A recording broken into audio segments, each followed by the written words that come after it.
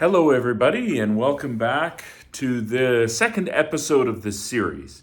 So, I'm happy to tell you that we will be having discussions with Father Mark Kramer and myself, and we'll be talking about primarily about Living Buddha, Living Christ as a book, and just having a dialogue and discussion about it, and hopefully it will be something that is beneficial to everybody that watches. But I wanted to actually do a quick episode as to why I personally was getting involved with this. I, as said in a previous episode, am a former Roman Catholic seminarian and studied theology for a number of years. And I have since been practicing Zen. I began my, you could say, the intellectual study of Zen quite some time ago, but really in earnest from about late 2017 onwards, and have been practicing as a Zen practitioner for, well, getting close to 2 years, as an earnest Zen practitioner. And so I have a little bit of understanding. I'm not a Zen teacher, don't pretend to be, but I do feel that it'd be good to have a dialogue in relation to what I've learned and in relation to Catholic theology as well. But there has been some circumstances that have changed, because probably 6 months ago I wouldn't have done a series like this. But there are some things that have changed in the meantime. Primarily, we recently had in Edmonton a visit from Pope Francis, and there were some things that Pope Francis said actually during his homily at Commonwealth Stadium that really caught my attention. And I decided afterwards to actually read Living Buddha, Living Christ by Thich Nhat Hanh, because I was aware that Thich Nhat Hanh had made some mention about some very similar things that Pope Francis mentioned in his homily. And so I'm going to, it really sparked off an interest in me to have a discussion. And having read Living Buddha, Living Christ a couple of times now, I now see, as I mentioned in the first episode, that there's some common ground. And so I wanted to read a couple of quotes from Pope Francis and from Thich Nhat Hanh that really sort of inspired me to go forward and really delve into this topic, this dialogue between the Plum Village tradition, anyway, of Buddhism, which is primarily Zen, and Roman Catholicism in particular, perhaps to some extent Christianity in general. So Pope Francis, during his homily, and I'm going to be cutting in and out with selected bits from his homily, but had to say this: "The Book of Sirach also tells us that preserving the history that gave us life does not mean obscuring the glory of our ancestors. We should not lose their memory nor forget the history that gave birth to our own lives. In the fog of forgetfulness that overshadows our turbulent times, it is essential, brothers and sisters, to take care of our roots, to pray for and with our forebears, to dedicate time to remember and guard their legacy. This is how a family tree grows. This is how the future is built.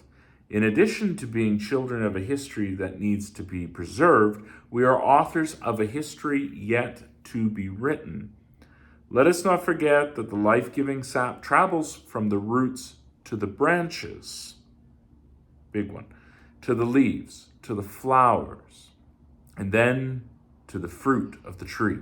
Authentic tradition is expressed in this vertical dimension, from the bottom up. We need to be careful lest we fall into a caricature of tradition which is not vertical, from roots to fruits, but horizontal, forwards and backwards. Tradition conceived in this way, forward and backward, leads us to a kind of backwards culture, a refuge of self-centeredness, which simply pigeonholes the present, trapping it within a mentality that says, we've always done it this way. Those who preceded us have passed on to us a passion, a strength, a yearning, a flame that is up to us to reignite. It is not a matter of preserving ashes, but of rekindling the fire that they lit. Our grandparents and our elders wanted to see a more just, fraternal, and solidary world than they fought to give us a future. Now it is up to us not to let them down. It is up to us to take on the tradition received, because the tradition is the living faith of our dead. Let us not transform it into traditionalism, which is the dead faith of the living, as an author once said. Sustained by those who are our roots, now it is our turn to bear fruit. We are the branches that must blossom and spread new seeds of history.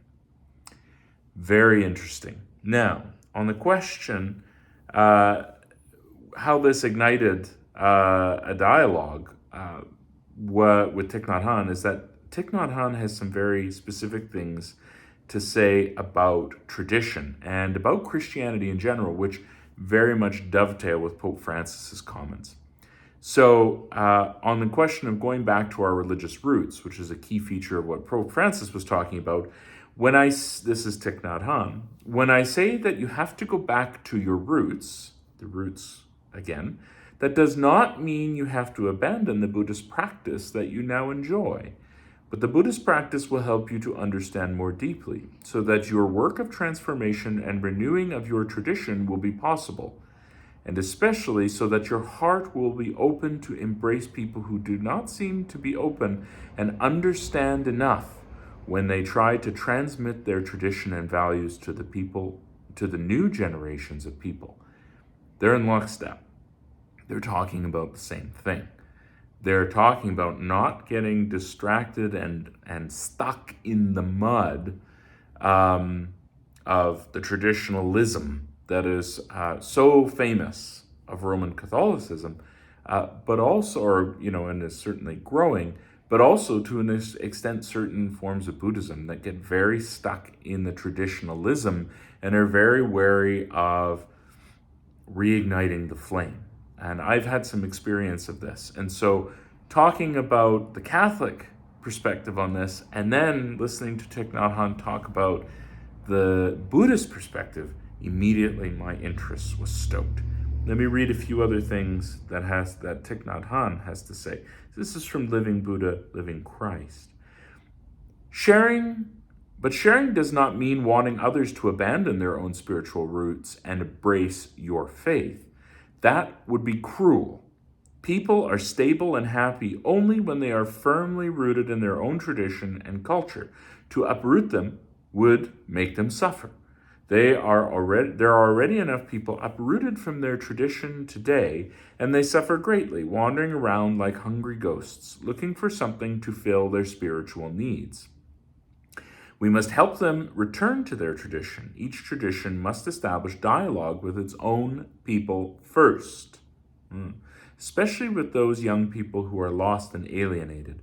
During the last 15 years, while sharing the Buddha Dharma in the West, I always urged my Western friends to go back to their own traditions and rediscover the values that are there. Those values they have not been able to touch before. The practice of Buddhist meditation can help them to do so, and many have succeeded. Buddhism is made of non-Buddhist elements. Buddhism has no separate self. When you are a truly happy Christian, you are also a Buddhist, and vice versa. All right. And then just a couple of other things that Thich Nhat Hanh had to say that I thought was somewhat relevant to this question. He says, Living Buddha, Living Christ, on the altar of my hermitage in France are images of Buddha and Jesus. And every time I light incense, I touch both of them as my spiritual ancestors. I can do this because of contact with real Christians. When you touch someone who authentically represents a tradition, you not only touch his or her tradition, you also touch your own. This quality is essential for dialogue. And in another quote, we must encourage others, especially young people, to go back to their traditions and rediscover the jewels that are there. Learning to touch deeply the jewels of our own tradition will allow us to understand and appreciate the values of other traditions, and this will benefit everyone. Long story short, both of these spiritual teachers, these great spiritual traditions, Pope Francis from the Catholic tradition, Thich Nhat Hanh from the Buddhist tradition, specifically out of the Rinzai Zen lineage in Vietnam, are saying much the same thing. For a very long time, I had been divorced from my tradition of Catholicism, my family tradition. I'd practiced it for 3/4 of my life, but then left it behind after a series of circumstances that came up, which I probably am not going to get into too much here, because that's not really what this is about. But now have been a practicing Buddhist for a few years now. And now there's a call from both to return to the tradition of the ancestors, not to abandon the Buddhism. I don't intend to abandon the Zen Buddhism, but to go back and look at the tradition from which I came and to find those roots and jewels where I can practice elements of the tradition that I came from, at least, Roman Catholicism, with the new tradition of my Buddhism, is how I interpret it. Other people will interpret it in different ways, and that's fine and good, and that's good. But that's how I see it, that I have put off my family tradition, that I have put aside the tradition from which I came, and both are saying, at least this is what I heard, it's okay to look back at the tradition, but to continue to allow that sap of the tradition to feed the branches of this tree that is growing, which for me is, is looking at how the two traditions will merge, Buddhism and Catholicism in particular, and providing that nourishment from both traditions, both sets of roots, into what could be an interesting new tree that is my spirituality and my life. And so that's where this is coming from. That's why I was interested in this. Capped off with the fact that I happened to be watching Joseph Campbell's Power of Myth.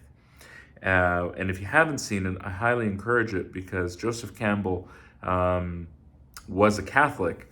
And later, I don't know that he practiced Buddhism, but he was certainly friends with some very prominent Zen Buddhists in particular, not the least of whom was Joan Halifax, who is with the White Plum tradition of Zen, which combines Rinzai, a little bit of Rinzai with Soto, very famous teacher in the United States. And Joseph Campbell has this to say about religion as a general subject. Every mythology, every religion is true in this sense. It is true as metaphorical of the human and cosmic mystery. But when it gets stuck to the metaphor, then you're in trouble. Jesus ascended to heaven. The story is he ascended bodily to heaven. The story is that his mother, still alive, asleep, ascended to heaven. So this is metaphorical of something. You don't have to throw it away. All you have to do is find what it's saying. It's saying he didn't go out there, he went in here, which is where you must go too, and ascend to heaven through the inward space to that source from which you and all life came. That's the sense of that. And so that, to me, is a uniting call to see where my root, my family root and tradition of Catholicism can somehow come together with my new tradition of Zen Buddhism, and what flowers and what leaves and what branches will come together. That's the basis for me wanting to start this dialogue. So I hope that we can start soon, and I hope this is of interest to everybody. Thank you.